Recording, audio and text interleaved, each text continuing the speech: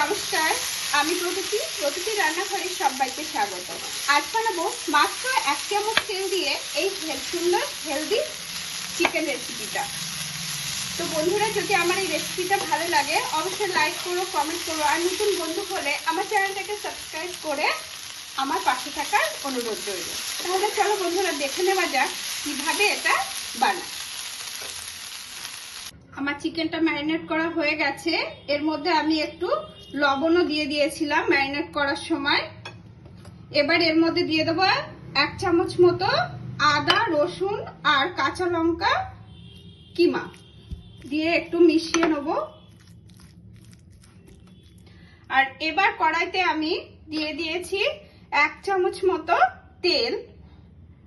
তেলটা একটু গরম হলে আমি চিকেনটা এর মধ্যে দিয়ে দেবো।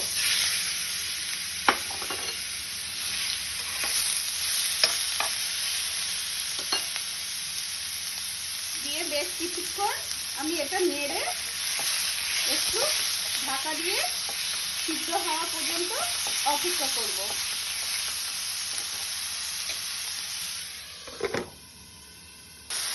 আমি চিকেনটাকে এখানে 5 মিনিট মতো রান্না করে নিয়েছি। আমার চিকেনগুলো প্রায় সফট হয়ে গেছে। এখানে চিকেনটাকে ঢাকনা খুলে খুলে আমি কিন্তু 2 থেকে 3 বার এপিট ওপিট করে নেড়ে দিয়েছি। এবার আমি এর মধ্যে দিয়ে দেবো আমার সমস্ত সবজিগুলো দিয়ে একটু নেড়ে আমি একটা ঢাকনা দিয়ে সবজিগুলো সফট হওয়া পর্যন্ত অপেক্ষা করব। তারপর দিয়ে দেবো এর মধ্যে কিছু গুঁড়ো মশলা।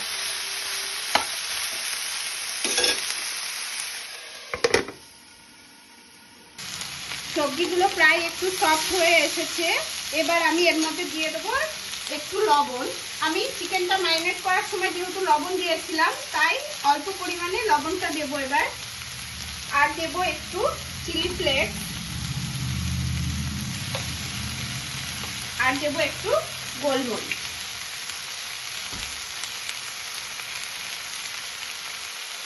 এবার দিয়ে খুব ভালোভাবে এটা মিশিয়ে নেব।